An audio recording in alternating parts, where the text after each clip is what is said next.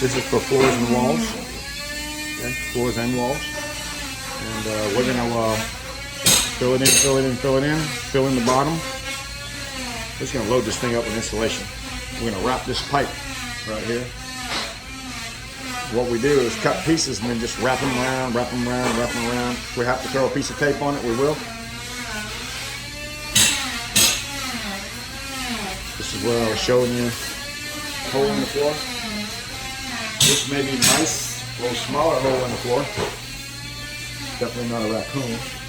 Over here, more likely a raccoon. I mean, there was some big items under here, cans, lobster tails, all kinds of things that don't belong under the mobile home.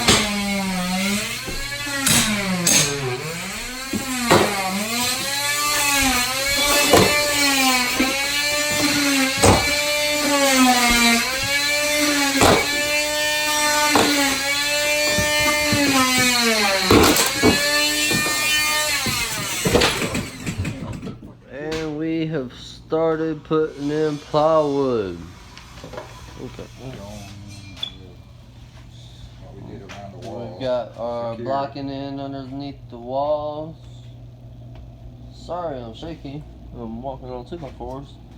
But we got our blocking in on both sides of the wall. That way our plywood, when we slide it in, it's more secure than just sitting on top of the 2x4 rafters.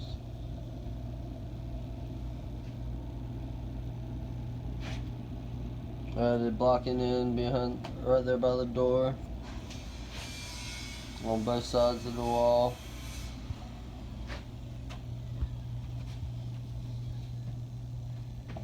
We've cut our plywood out for our vents.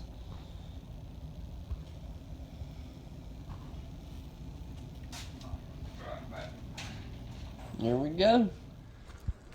All right, I had to leave for a while, do a few estimates. I'm back. Let's see how we got, what kind of progress we got going on. How's it going, Chris? Hey, Matt.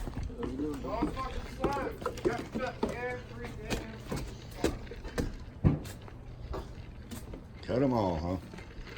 Nothing falls on the joist right. That's because they had them sideways. Yes. There we go. That's what I'm talking about.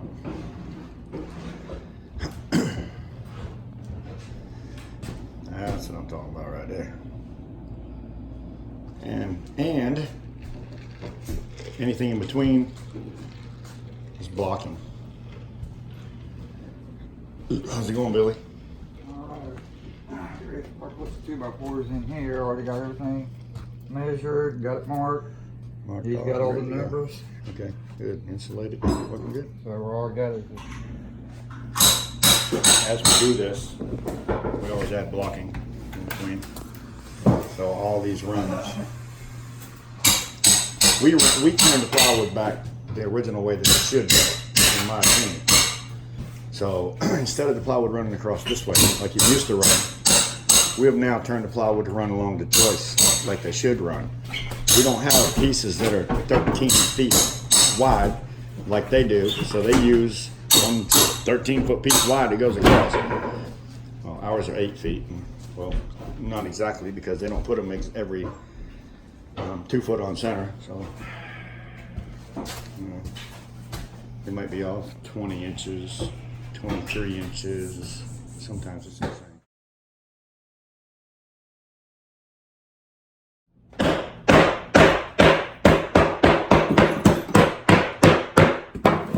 As soon as you figure out that there's not any wires coming down through here, because that's really what you want to make sure, that no wires are coming down here, and all these wires seem to be going straight up into the roof. So as soon as you're sure, you can take and run a skill saw right down that wall right there. Just get all the tacks drove down, because they'll run into all of them. So take your skill saw, cut it right down there. You'll have 1.5 inches left there that you got to take out of there with probably a hammer, and then you're going to be reframing anyways. So make it real quick. Skill saw right on down that wall. You can do the same on yours. Over here, we'll take a couple pieces out, make sure there's no wires that run down that wall. I'm pretty sure they run all off. So we'll take a skill saw, cut right down that wall, 1.5 inches. We'll cut right around this stand right here, 1.5 inches, and then we can take all that rotten wood out a whole lot easier. If it comes right down to it, I'm gonna have to take that out, I will, but I don't want to. On this wall right here, we know there's no pipes, we know there's no wires. He's gonna cut it nice and tight, get rid of that crap. You can do that with a sawzall. Beat it all up. You just don't want to go so deep that you hit your vent down there. Don't want to hit the vent. Other than that, awesome.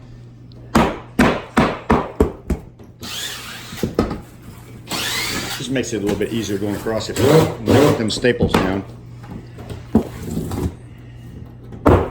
Don't hit it too hard because you know it's soft. You'll break it and make it harder. Cut.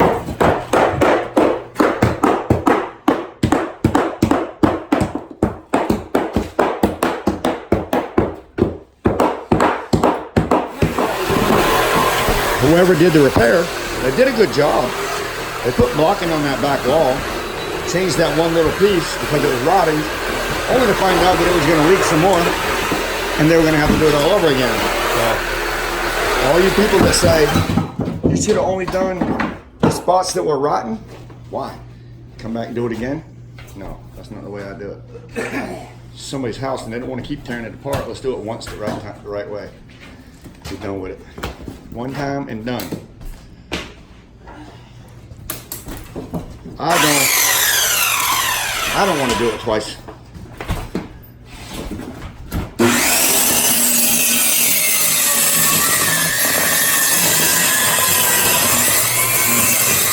Come down the other wall. Do it. Come right on down, Paul. It's good.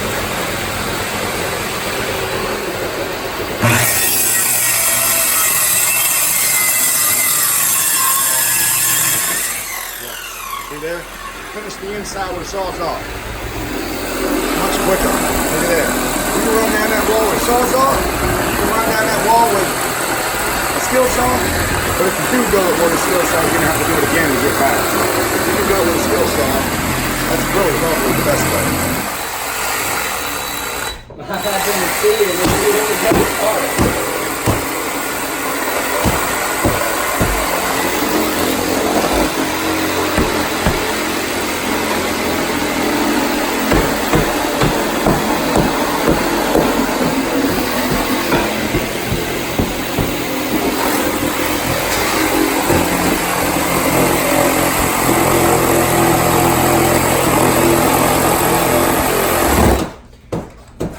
Notice he's not going very deep.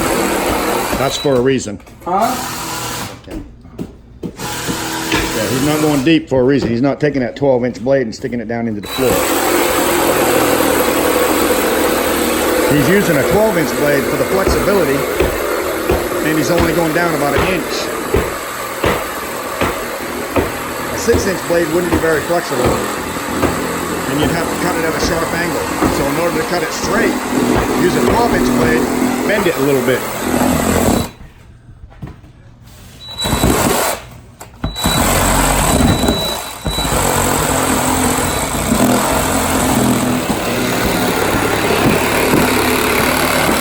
This is what you want to do.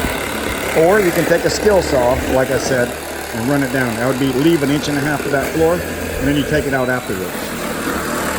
You are not going to be able to get up underneath this trailer floor, just in case you're wondering, to get the rest of that wood out. It's not going to happen.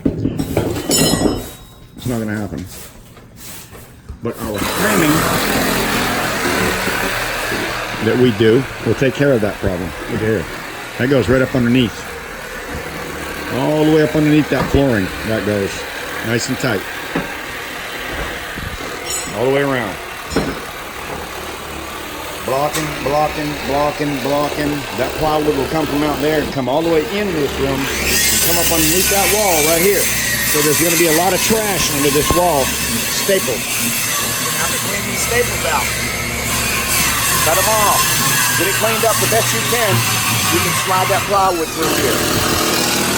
We're going to take this jack right here, and we're going to put it on this 2x raft floor joist, and we're going to raise this wall just a little bit. I mean, you literally have to bring it up 1/4 inch, 3/8 of an inch, so that when you run that plywood through there, after you clean it all up underneath there, it will easily come through here. We'll stop it right on the center of this, and then we'll continue this room from there. That'll work out awesome. No, it's not. It's outside. Blocking. Blocking. All the outside walls get blocking. Because it was on the floor. And I didn't want it to get lost and turn away. If it takes 2 to get out, then you put 2. If it takes 1, you use 1. Whatever it takes, but you have to have blocking on the outside of that wall, up underneath that old floor where it was. And it'd be great from there.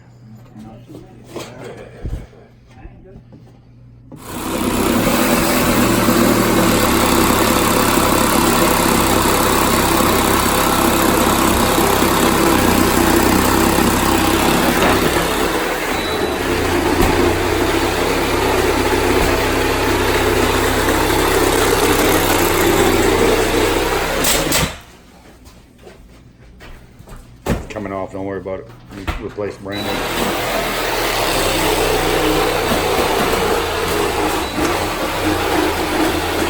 Lift it up.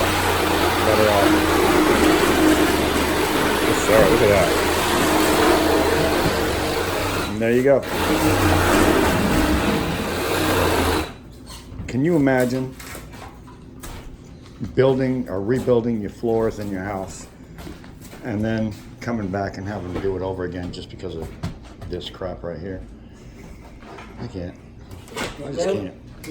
Condensation. Condensation up underneath this. My face and my mouth. Condensation is being created from that thing not being wrapped is terrible.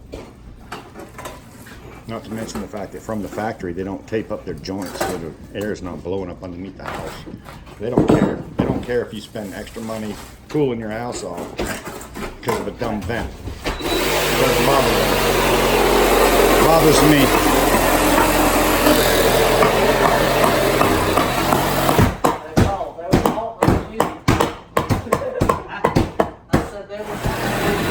This is not the best skill saw to use.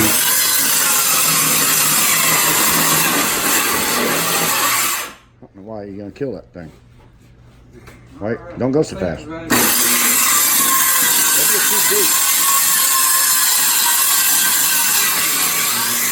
You're cutting into the other rafter.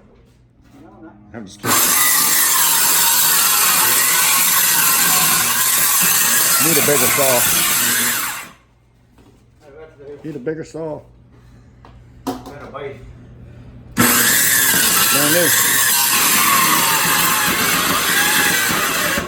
Up. Hey man, you're gonna kill that thing. You ain't got to do it like that, huh? I told him that there was one here. Yeah, there's a bigger saw out there. Let's use it. That thing's probably a little 12 bolt. See what I'm saying? This is the way I do it, Chris. When we do it normally, I just cut all the way across. Look at that. I make runs across in between every bay. Whoop, whoop, whoop. That's the way we've always done it. Go down the next bay, that floor will come out. Next bay, that floor will come out. That's how easy it is. 2 people grab a hold of that son, but she'll flip right out of there. Look at that. That's how we take up the floors normally. That's how Paul and I've been doing them. That's what I was trying to explain about. You mean cut squares? It's not bad that way either. But if you cut it lengthwise, I was taught to run that way and then go in between them. I was always taught to go that way. Just run them all the way down. Run them all the way down. Start peeling them up. Them things will just fall out of there. I like it, especially when they're only nailed every so often. I mean, how many nails do you see there? You see? 1. Look, there was a nail out there. There's no nails here. There's a nail there, a nail there, a nail there. No more nails. A nail down there. There's hardly any nails.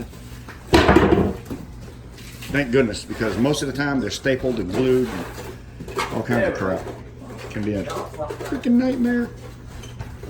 This ain't too bad. Why don't you go get another saw, Paul?